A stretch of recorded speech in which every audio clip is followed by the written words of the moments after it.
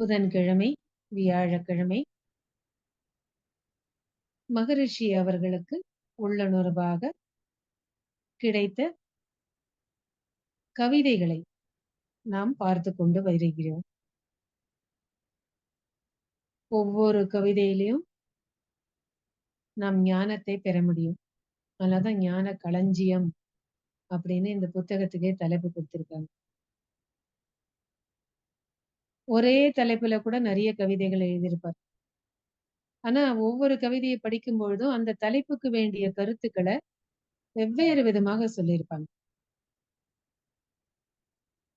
அந்த அளவுக்கு எல்லா துறைகளிலும் கவிதைகளை நம்ம பார்த்துட்டே வரோம். உண்மை உணர்வு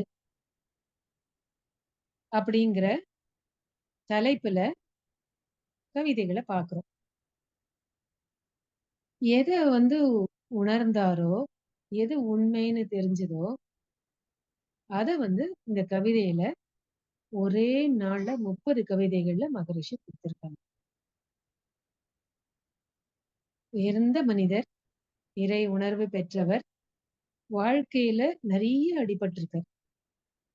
ஏழ்மையில பிறந்து, வறுமையில இருந்து, ஒருவேளை சாப்பாடு கூட இல்லாம, அதற்கெல்லாம் காரணம் கண்டுபிடிச்சு, விடைகள் கண்டுபிடிக்கணும்னு முயற்சி செய்து, அதுக்கும் மேல அதாவது மெட்டீரியல் கான்சியஸ்னஸ்ங்கிறத தாண்டி காட் கான்சியஸ்னஸ் அந்த மாதிரி நிலைக்கு எப்படி போக முடியும் அப்படின்னு அந்த ஒரு விஷயத்தையும் மனதுக்குள்ள வைத்துக்கொண்டு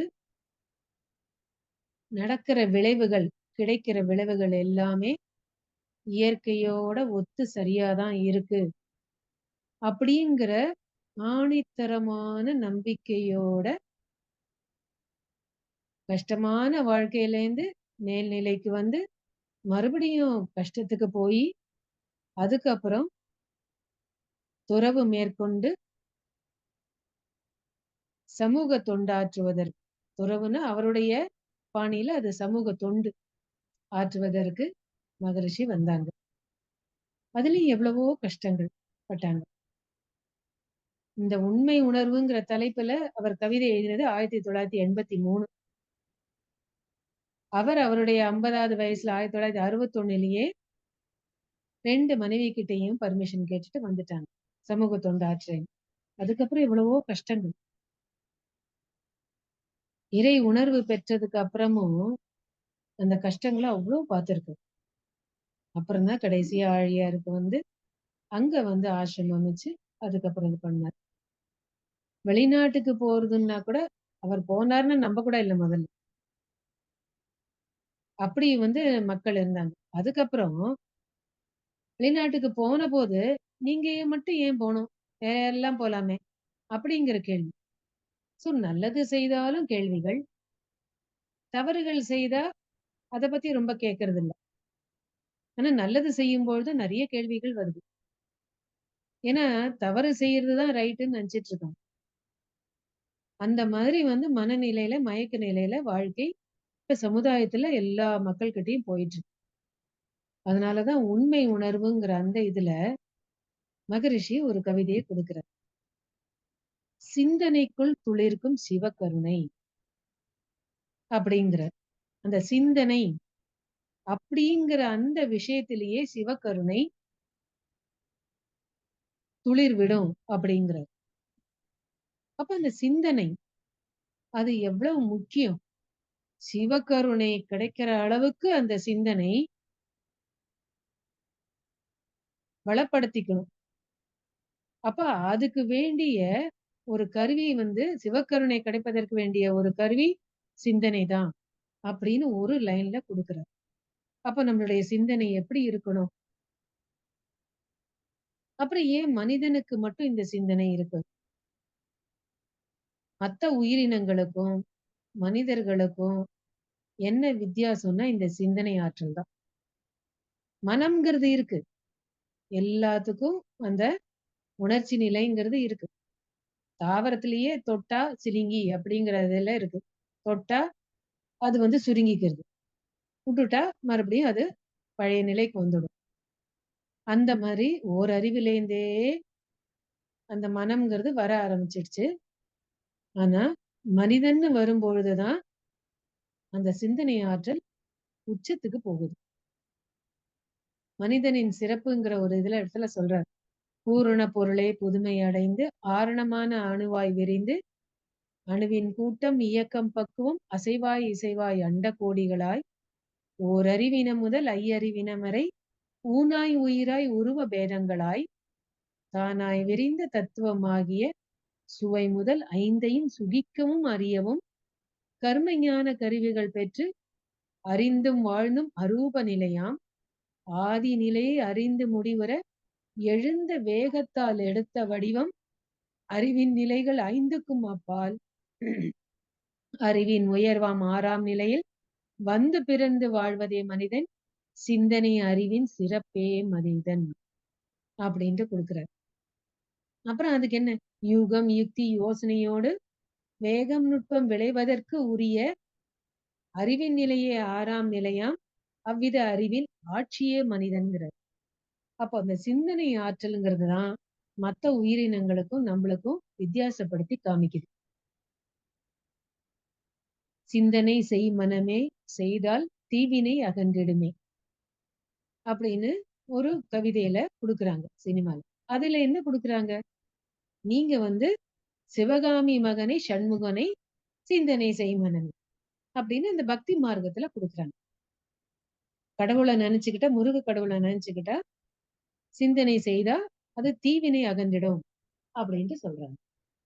ஆனா இங்க மகரிஷி பக்தி மார்க்கத்துல இருந்து இந்த ஞான மார்க்கத்துக்கு போய் அதுக்கு வேண்டிய பயிற்சிகளை கொடுத்து சிந்தனை ஆற்றல் எப்படி மேம்பட வேண்டும் அப்படின்ட்டு கொடுக்குறார்.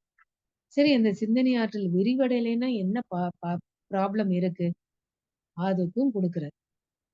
ஏன்னா மனிதன் எந்த அளவுக்கு ஆற்றல் படைத்தவனா இருக்கானா, அந்த சிந்தனை ஆற்றல் எந்த அளவுக்கு உயருதோ, உயர்ந்த நிலைக்கு போகுதோ, அந்த அளவுக்கு விரிந்து கொண்டே போகும் மனம். அது குறுகிய நிலையில இருந்துச்சுன்னாக்கா மனம் அப்படிதான் இருக்கும். அப்புறம் இயற்கையே நம்ம எண்ணத்துல கொண்டு வந்துடுறோம்.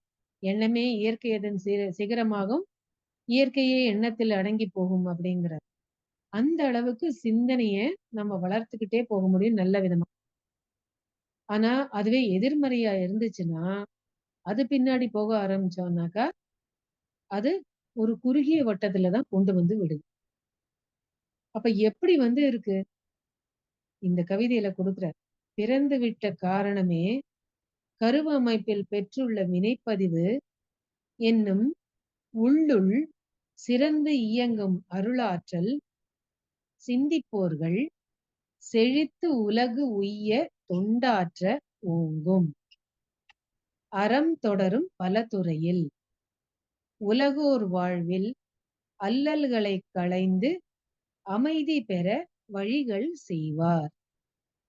அப்போ நம்ம ஏன் பிறந்திருக்கோம் அப்படிங்கிற அந்த கருத்தை உணர்ந்து கொண்டு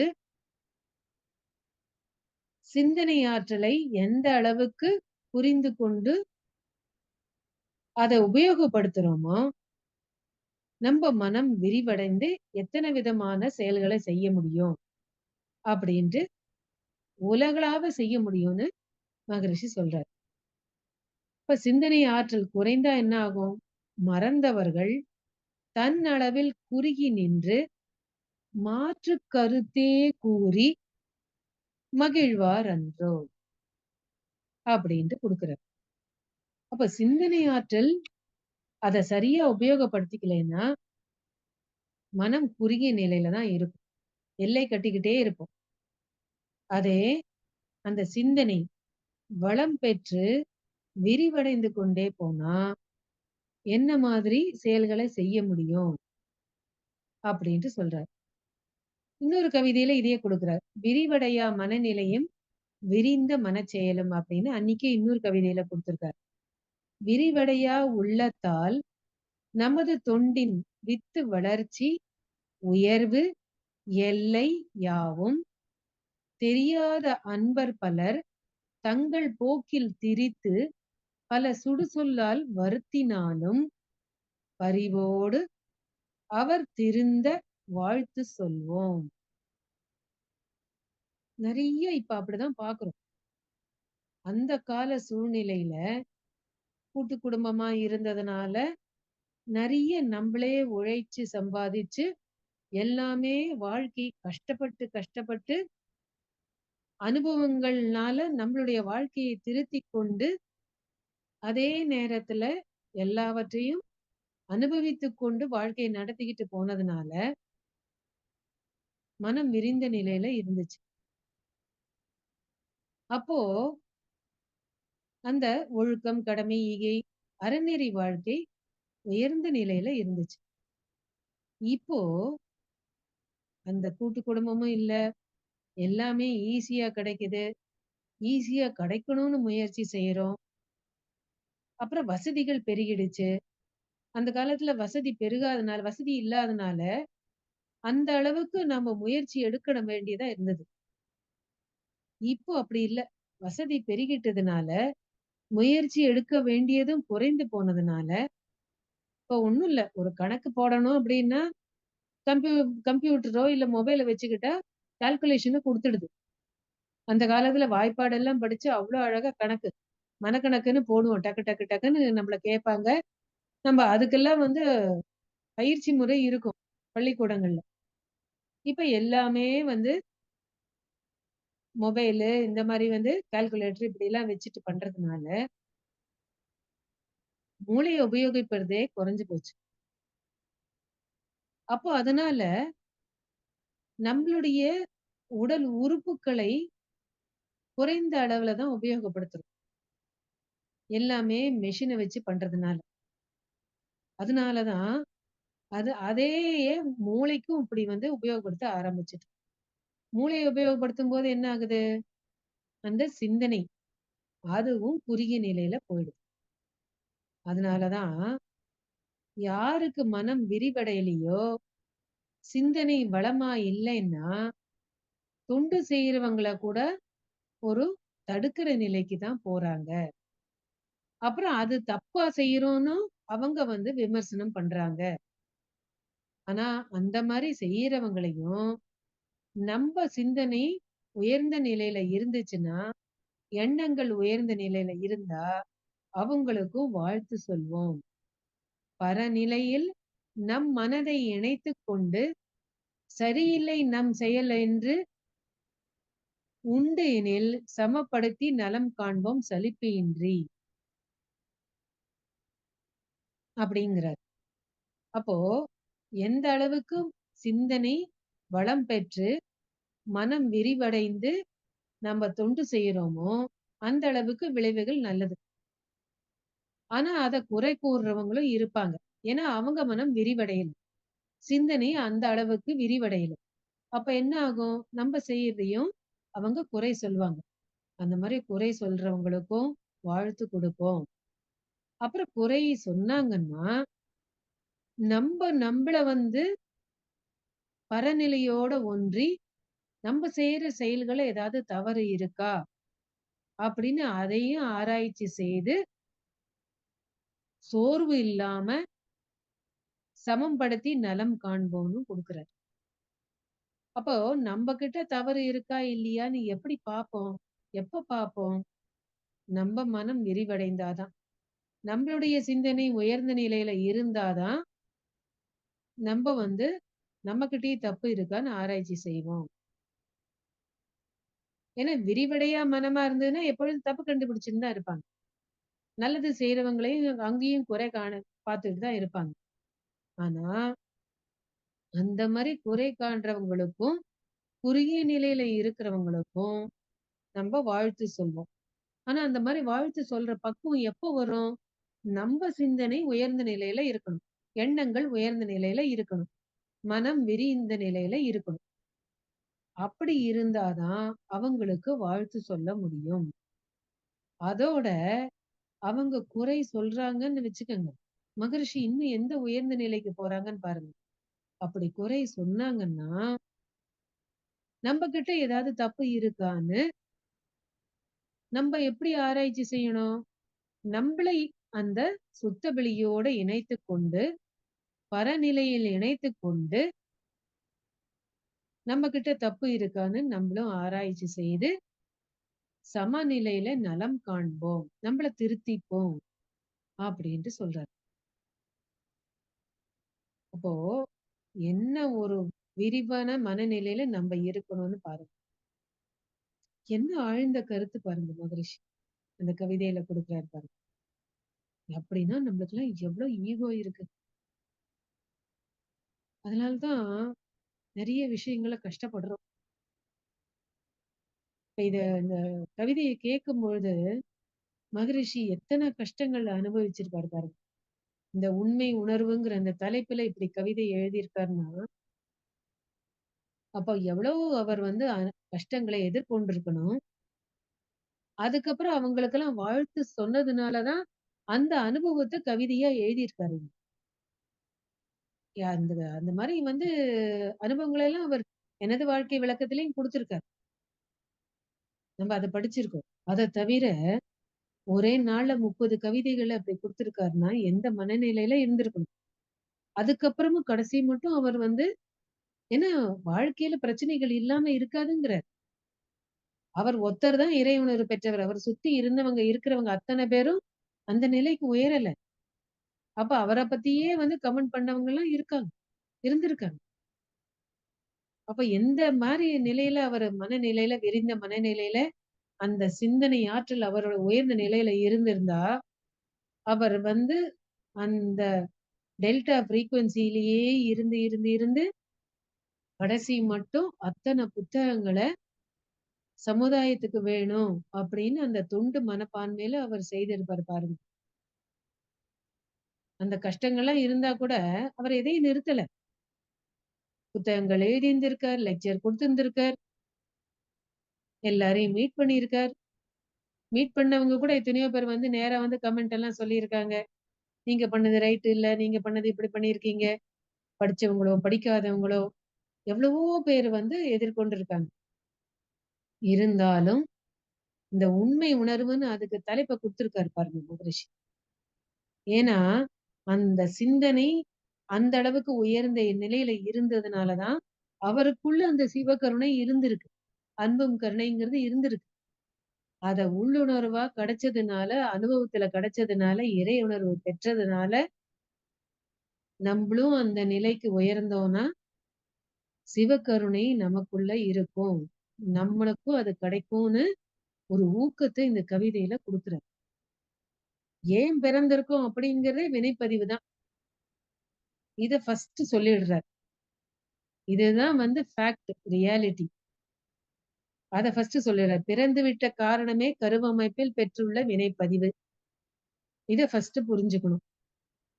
அப்புறம் நமக்குள்ள இருக்கிற அந்த அருட்பேராற்றல் எனக்குள்ளேயும் அந்த இறைநிலை அறிவா இயங்கிட்டு இருக்கு.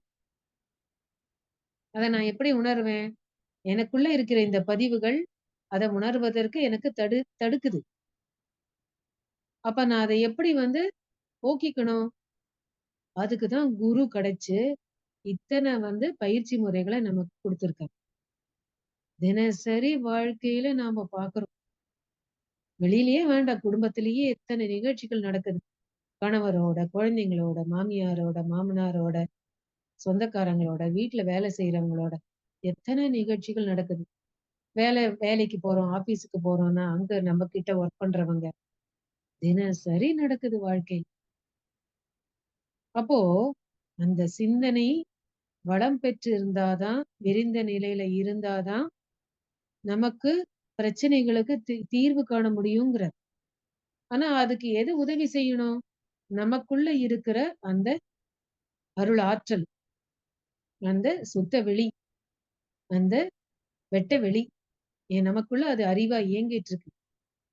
ஆனா அது அறிவா ஃபுல் ஃபிளெட்ஜ்டா நல்ல விதத்துல இயங்கியிருக்கணும். இயங்கிட்டு இருக்கு. நம்ப அத உணராம முடியாம இருக்கிறதுக்கு நமக்குள்ள இருக்கிற பதிவுகள். என்னுடைய கருமையத்துக்குள்ள இருக்கிற அந்த பதிவுகள், அந்த இறைநிலை இறையாற்றல் அறிவா இயங்கிட்டு இருக்குங்கிறத உணர முடியாம தடுத்துட்டு இருக்கு. அப்போ நான் எனக்குள்ள இருக்கிற அந்த பதிவுகளை நான் போக்கிக் கொள்ள வேண்டும். அதற்கு தான் அகத்தாய்வு குடுக்குறார். அன்னன்னைக்கு நடக்கிற நிகழ்ச்சிகள நீ ஆராய்ச்சி செய். அகத்தாய்வு செய். அனுபவங்கள அலட்சியப்படுத்தாத. அத ஆராய்ச்சி செய்து உணர்ந்து கொள். அதுலேருந்து பாடம் எடுத்துக்கோ அப்படின்னு சொல்லுது. அப்போ அந்த அருளாற்றல் சிந்திப்போர்கள் செழித்து உலகு உய்ய தொண்டாற்ற ஓங்கும். அப்ப நான் என்னுடைய சிந்தனைகளை, என்னுடைய எண்ணங்களை நான் வளப்படுத்திக் கொண்டே நல்ல எண்ணங்களா மேல மேல போட்டு, போட்டு, போட்டு என்னை பதப்படுத்திக் கொண்டே நான் போனேன்னா, உலகளாவ தொண்டாற்றுவதற்கு வேண்டிய வழிமுறைகளை எனக்கு காமிக்கும். பிரச்சனைகள் இல்லாம இருக்காது. அறம் தொடரும் பல துறையில் உலகோர் வாழ்வில் அல்லல் களைந்து அமைதி பெற வழிகள் செய்வார். நாமே உலகளாவ பிரச்சனைகள் இருப்பதற்கு வேண்டிய தீர்வுகள குடுக்கக்கூடிய அளவுக்கு இறைநிலை நம்மை உயர்த்தும் அப்படின்னு சொல்றார். அப்படிதான் மகரிஷி இருந்திருக்கார். அவருக்கு இல்லாத பிரச்சனைகள என்ன எங்கேருந்தோ வானத்துல இருந்தா குதிச்சார்? இல்ல. நம்மள மாரி தான் பிறந்திருக்கார். நம்மள மாரி தான் வாழ்ந்திருக்கார். நம்மள மாதிரி தான் அந்த அளவுக்கு நம்ம கஷ்டங்கள அனுபவிக்கல. இது உண்மையா சொல்லணும். அப்ப அந்த மாரி கஷ்டம் அனுபவிச்சும், அவரு இந்த மாரி கருத்துக்கள குடுக்குறாருன்னா, நமக்கு இருக்கிற கஷ்டங்களை தாண்டி நாம மேல வர முடியும். அப்படின்னு ஒரு ஊக்கத்தை இந்த கவிதைகள் வழியா குடுக்குறார். பல துறையில் அல்லல் களைந்து அமைதி பெற வழிகள் செய்வார். மறந்தவர்கள் தன் அளவில் குறுகி நின்று மாற்றுக் கருத்தே கூறி மகிழ்வார் அன்றோ. யாரெல்லாம் எண்ணங்கள் குறுகிய நிலையில நான் இந்த ஜாதி, நான் இந்த மதம், நான் வந்து செய்யறது தான் ரைட்டு, நான் செய்யறது தான் கரெக்ட்டு, நான் சொன்னத நீ கேளு. அதான் சொல்லியிருக்காரே. அந்த ஈகோன்னு இருந்துச்சுன்னா, தான் தனது. அப்புறம் என்ன குணங்கள்லாம் வரும்? பேராசை, சினம், கடும்பற்று, முறையற்ற பால் கவர்ச்சி, உயர்வு தாழ்வு மனப்பான்மை, வஞ்சம். அதனால பஞ்சமகா பாவங்கள். பொய், களவு, சூது, கொலை, கற்பழிப்பு. இதுதான் வரும். சமுதாயத்துல இப்படிதான் இருக்கு இப்போ. பயிற்சி எடுத்தவங்களே நம்ம எப்படிலாம் வந்து ஒவ்வொருத்தரும் இருக்கிறதெல்லாம் நம்ம பார்க்கிறோம். ஆனா, எதுவுமே இல்ல. நம்ப எந்த நிலைக்கு உயர்ந்திருக்கோம்? எடுக்கறதுக்கு முன்னாடி எப்படி இருந்தேன்? இப்ப எப்படி இருக்கேன்? மகரிஷி எந்த விதத்துல எனக்கு உதவி செய்கிறார்? நான் எந்த நிலையில உயரணும்? என்னுடைய மனதை எப்படி வளப்படுத்திக் கொள்ள வேண்டும்? என்னுடைய சிந்தனைகளை நான் எப்படி உயர்த்திக் கொள்ள முடியும்? இப்படிதான் நான் பார்க்கணும். அப்படிதான் மகரிஷி வாழ்ந்து காமிச்சிருக்கார். அப்புறம் இந்த பயிற்சிகள ஆராய்ச்சி செய்து, அவர் ஆராய்ச்சி செய்து நமக்கு லட்டு மாரி குடுத்துட்டார். அப்போ இந்த பயிற்சிகள் தான் நமக்கு உதவி செய்யும். இத ஆணித்தரமா நம்ப புடிச்சுக்கணும். இதுதான். அப்போ இந்த சிந்தனை அந்த அளவுக்கு விரிந்து வளம் பெற்றால், நம்ப வந்து உலகளாவ எல்லாருக்கும் பிரச்சனைகளுக்கு கூட தீர்வு காண முடியும். மறந்தவர்கள் இந்த மாரி நல்லது செய்றவங்களையும் குறை கூறி, அதுல சந்தோஷப்படுறாங்க. ஆனா அது நிலைச்சு நிக்காது. அதெல்லாம் வந்து அந்த மாரி இருக்கிறவங்கலாம், அந்த குறை சொல்றவங்கலாம் வந்து நல்லா வாழ்ந்துட்டு இருக்காங்கன்னு நெனச்சுக்கிறோம். இல்ல. என்னைக்காவது தெளிவு கிடைக்கும். தெளிவு கிடைக்கலையா? சந்ததிகளுக்கு போகும். இதெல்லாம் விளக்கியிருக்காரு மகரிஷி. அப்படி இருந்தும் அவங்க தவறு செய்றாங்கன்னா, அவங்க ஒண்ணா இந்த பயிற்சி முறைகள்ல நம்பிக்கை இல்ல. ஏதோ ஒரு பேச்சுக்காக அவங்க இத செய்றாங்க அப்படின்னு எடுத்துக்கலாம். இல்ல இது அவங்களுடைய சுதந்திரம். நம்ப அத கூட குறை கூட முடியாது. சொல்ல முடியாது. இந்த பயிற்சிகள மகரிஷி என்ன சொல்றாரு? நான் மாறுறதுக்கு தான். இத தான் நம்ப எடுத்துக்கணும். அப்போ இந்த பயிற்சிகள செய்ய, செய்ய, செய்ய நமக்கு கஷ்டம் கொடுத்தாலும் சரி, நம்மை குறை கூறினாலும் சரி, அதுல நான் எங்கேயாவது தவறு செய்திருக்கேன்னா, என்ன எப்படி திருத்திக்கணும்? அப்புறம் குறை சொல்றவங்களுக்கும் வாழ்த்து குடுக்கணும். இதுதான் மகரிஷி சொல்றார். ஏன்னா யாருமே பெர்ஃபெக்ட் இல்ல. அதையும் உணர்த்துறாரு இங்க மகரிஷி. அதனால தான் அவர் வந்து புத்தகங்கள் ஒரு ஒரு சாப்டரா எழுதினதுக்கு அப்புறம், அவரை இறை உணர்வு பெற்று, அந்த இறைநிலையே அவர் வழியா அந்த கருத்துக்கள குடுக்குது. இருந்தாலும், ஒரு தலைப்பு எழுதினதுக்கு அப்புறம், தலைப்புல கருத்துக்கள எழுதி, அங்க இருக்கிற பேராசிரியர்களை எல்லாம் கூப்ட்டு, அப்புறம் அந்த தலைப்புல இருக்கிற கருத்த படிக்க சொல்லி, இதுல ஏதாவது சரியில்லைன்னா எடுத்துடலாம். இல்ல ஏதாவது சேர்த்துக்கணும்னாலும் சேர்த்துக்கலாம். நீங்க இத கேட்டு சொல்லுங்க. அப்டின்ட்டு சொல்லுவார். எவ்வளோ பெரிய விஷயம் பாருங்க. ஆனா அதுல ஒண்ணும் ஆட் அப் பண்ற மாரியும் இருக்காது. ஒண்ணும் எடுக்கிற மாரியும் இருக்காது. இருந்தாலும், அங்க இருக்கிற மக்களுக்கு மதிப்பு குடுத்து, தொண்டு செய்ய வந்தவங்களுக்கு மதிப்பு குடுத்து அவர் வந்து செய்வார். என்ன உயர்ந்த நிலை! யாரையும் குறை கூறினதில்ல, யாரையும் அண்டர் எஸ்டிமேட் பண்ணதில்ல. ஏன்னா, என்ன ஒரு அவர வந்து எடுத்துக்கிட்டார். எல்லார்கிட்டயும் அறிவு இருக்கு, ஆற்றல் இருக்கு. அவங்க கருத்துக்களை கூறுவதற்கு வேண்டிய சுதந்திரம் இருக்கு. இத அவர் எப்பொழுதுமே சொல்வார். ஐந்தொழுக்க பண்பாடுல தான் சொல்றார். அதுல அத அவ்ளோ அழகா குடுத்திருக்கார். ஐந்தொழுக்க பண்பாடு என்னங்கிறது? போர், பகை ஒழித்து அமுல் செய்வோம். அதிக சுமை ஏதுமில்லை. அவரவர் தம் அறிவின் ஆற்றலிலால் வாழ்வதென்ற முடிவும் மதிபிறந்து மற்றவர்கள் மனம் உடல் வருத்தா மானறி உணவுக்கு உயிர் கொல்லா நோன்பு. எப்படி கருத்துக்கள குடுத்திருப்பாருங்க. பொது விதியாய் பிறர் பொருளை வாழ்க்கை சுதந்திரத்தை போற்றி காத்தும் பிற துன்பம் போக்கும் அன்பும் வேண்டும் அப்படின்னு சொல்றாரு. அப்போ இந்த குறுகிய மனநிலையில சிந்தனை வளம் இல்லாம சிந்தனை ஆற்றல் விரிவடையாம இருந்து குறை சொன்னா கூட அதுல நான் ஏதாவது திருத்திக்கிறதுக்கு இருக்கா? குறை சொல்றவங்க மகிழ்ந்துட்டு போட்டும். ஆனா என்ன திருத்திக் கொள்வதற்கு ஏதாவது வழி இருக்கா? அப்படின்னு பார்த்து நீங்க திருத்திக்கங்க. அப்புறம் குறை சொல்றவங்களுக்கு வாழ்த்து கூறுங்க. அப்ப அதுக்கு என்ன பண்ணணும்? பயிற்சி செய்து செய்து நம்மளுடைய சிந்தனையை விரிவடைய செய்ய வேண்டும். சிந்தனை அறிவின் சிறப்பே மனிதன் அப்படின்ட்டு மகரிஷி சொல்றாங்க. இததான் நாம முயற்சி செய்வோம். அதுக்கு வேண்டிய பயிற்சிகள மகரிஷி குடுத்திருக்காங்க. அதை தொடர்ந்து செய்வோம். நம்மை வளப்படுத்திக் கொள்வோம். சிந்தனை எத்தன அது ஆற்றல் தான் பெரிய கருவி. அந்த அளவுக்கு மனம் விரிவடைய செய்கிறது. அப்போ அதை வளப்படுத்திக் கொள்வோம். அதனால தான் சொல்றார். நம்போ அந்த அறிவு நிலைய கூட சொல்றார். இந்த கவலை ஒழித்தல்ல சொல்றார். சிந்தனை அறிவு வந்து எந்த அளவுக்கு வந்து அத வந்து அந்த அறிவை விரிவடைய செய்ய முடியும் அப்படின்ட்டு சொல்றார். அப்ப அந்த அளவுக்கு நம்ப வந்து நம்மளுடைய அறிவின் வளத்தை உயர்த்திக் கொண்டே போகணும். மனதுல கூட சொல்றாரு. அன்னமய கோசம், மனோமய கோசம், பிராணமய கோசம், விஞ்ஞானமய கோசம், ஆனந்தமய கோசம். அந்த அளவுக்கு நம்ம நம்முடைய சிந்தனை ஆற்றலை வளப்படுத்திக் கொள்வோம். எந்த அளவுக்கு அது உயர்ந்த சிந்தனைகளை நாம வச்சுக்கிறோமோ, அந்த அளவுக்கு மனம் விரிவடையும். உலகளாவ நம்ம தொண்டு செய்ய முடியும். அப்படின்ட்டு மகரிஷி சொல்றார். அனைவருக்கும் நன்றி. வாழ்க!